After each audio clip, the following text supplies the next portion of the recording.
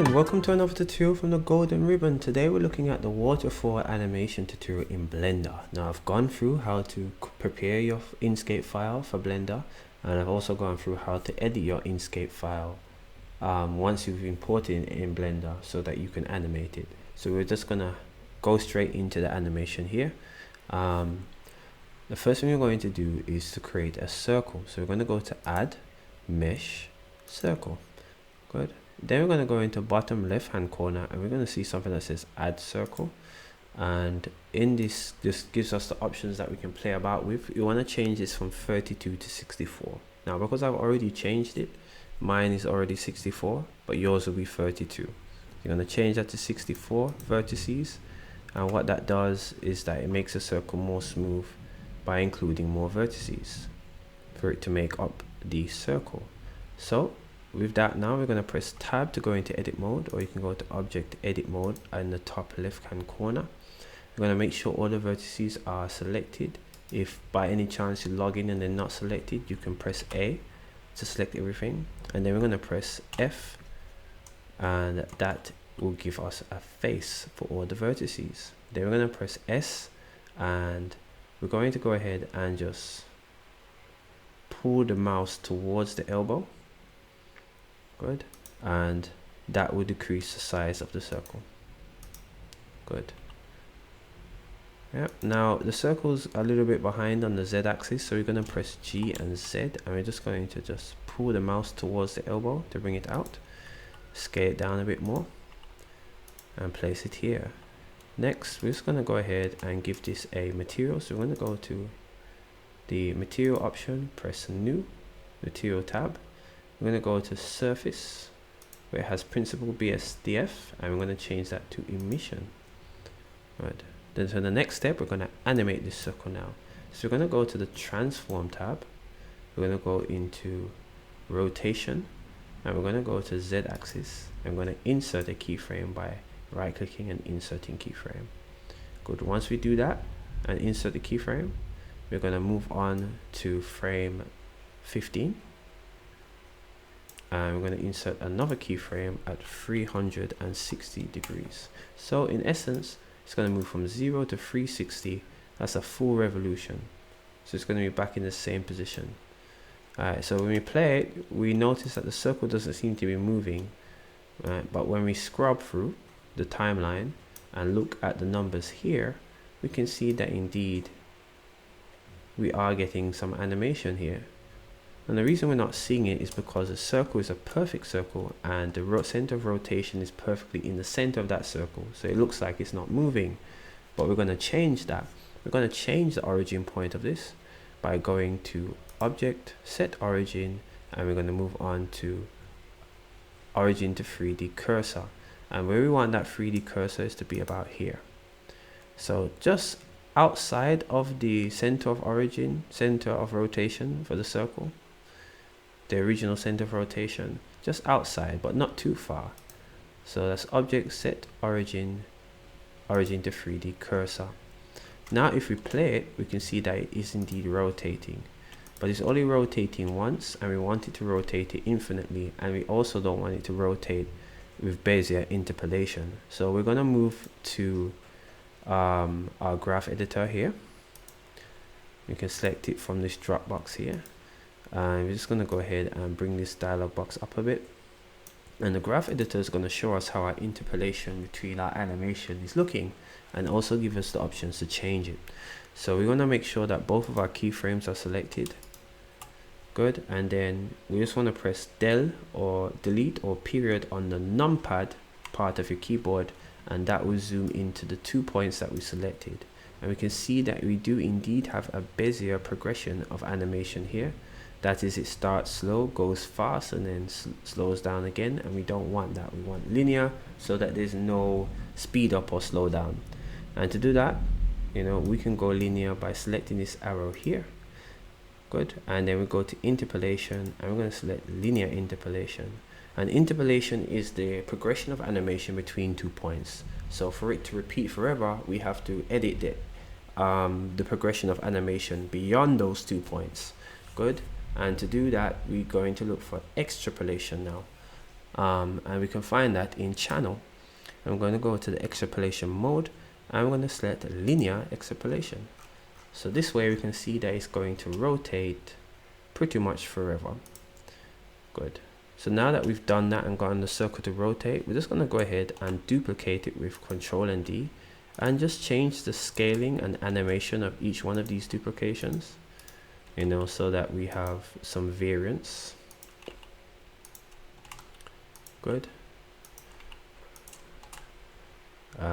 Bring this up, change the position slightly, and just duplicate them differently and see how they look. Good. So let's go ahead to the material mode so we can see the colors, and we can see that we do have this foam, and it does look relatively good, but we can make this better and more organic by just changing some aspects of some of these circles.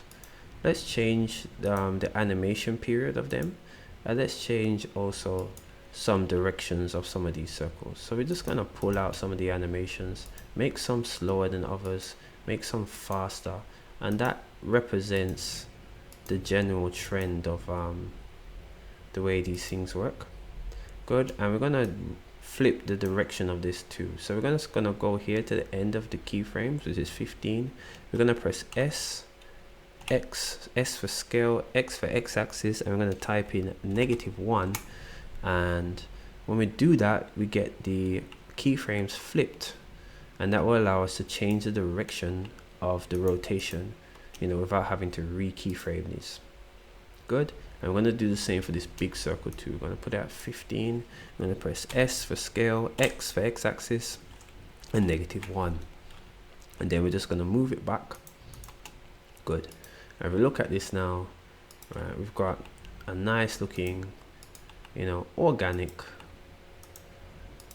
looking set of bubbles here, that you get that effect when the water from the waterfall crashes into the water on the surface, and it creates that beautiful bubble effect that we have there. And I just have a plane that covers it so that we don't see the bottom half.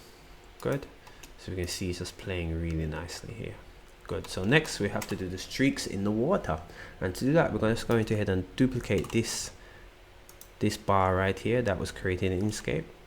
Good. Then we're going to hit Alt and P to clear the parent, because I had mine parented, and then we're just going to go ahead and press F3, and F3 opens up the search menu in Blender. So any command that's in Blender, this will be able to search it out, and we're going to look for convert to, because we want to convert this from a SVG curve to a mesh. So we're going to change mesh from curve. That's the option. And now if we go into edit mode, that's object and edit mode, or press tab on your keyboard, we can see that this is indeed a mesh with all of the edges represented here. But we don't really want these edges, you know, they're a bit messy, so we're going to get rid of them. We press A to select all vertices, then we press X for delete, and we're going to have a limited dissolve, which will get rid of these edges. Good. Next we're going to go and press Z to change our 3-point viewing mode, and we want to be able to see the whole canvas as a wireframe. And the reason we're doing this is so that we can select all the vertices on the left hand side. We're going to press C, which is circle select, and we're going to select everything here on the left hand side. Then we're going to press G and X, and we're just going to make this slightly smaller here so that we can use it. I'm going to press G and move it here. Then we're going to press Z and go back to the solid. We're going to go to object, set origin, and set the origin of this water streak to center of mass. So we're going to say set origin to center of mass. That way now if we rotate it on the Z axis by 90 degrees, we get our streak. Good. And we can always press S and Y to increase its size and such. So now that we have it at this point, it's looking really nice. See if we can press SY to just stretch it a little bit more. Good. And that is our water streak. Good. So what we're going to do now is add some animation to this. So we're going to go to the object path properties, which is this green triangle with nodes. That's the tab here. And we're going to find our shape keys here.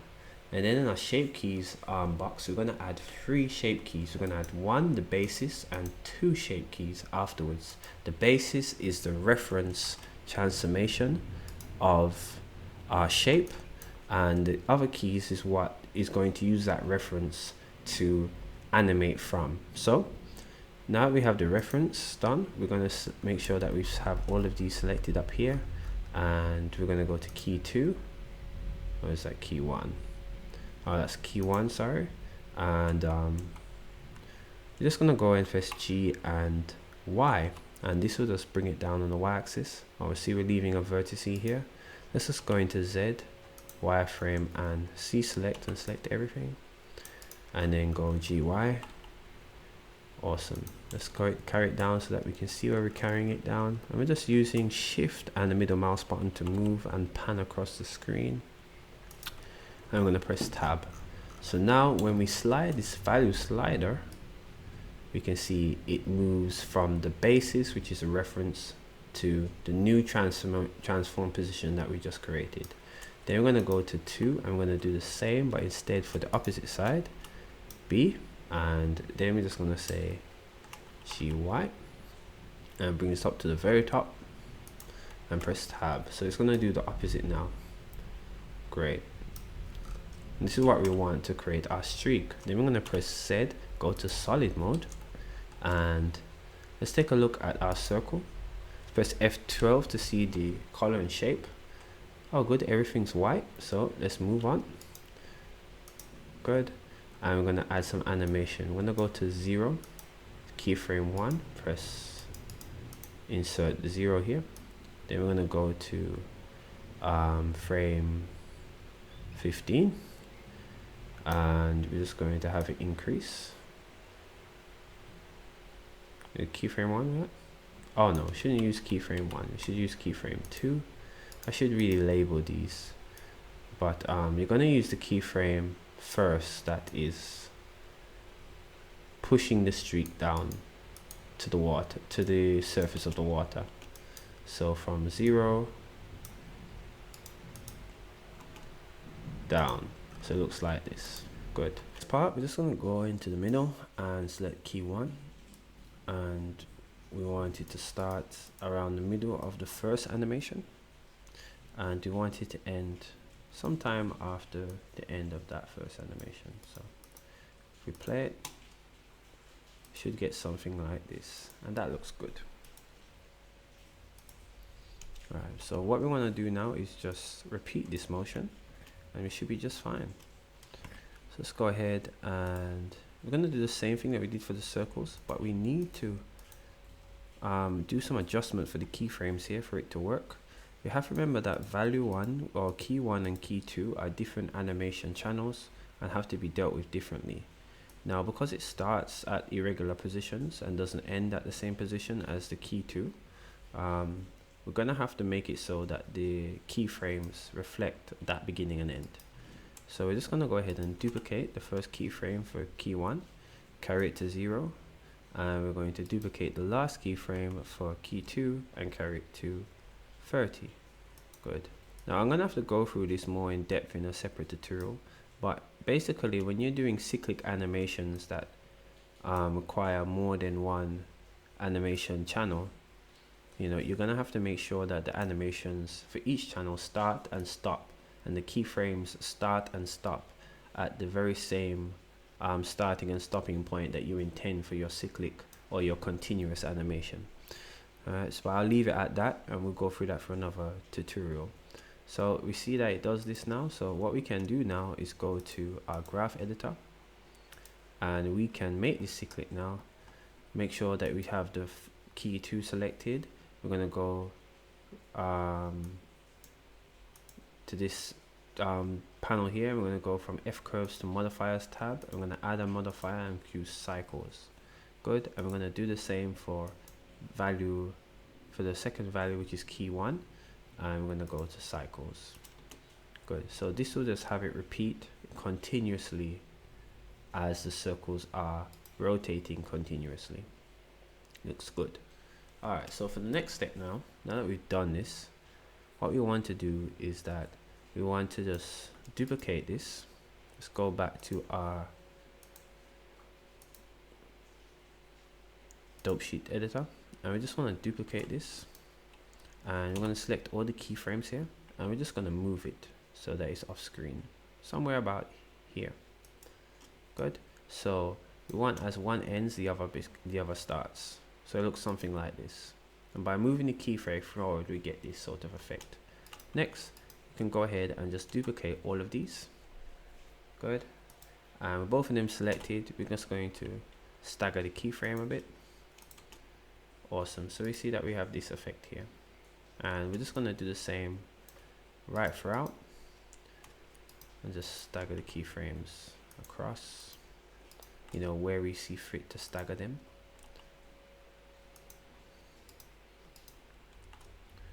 Good. And just stagger them at different places.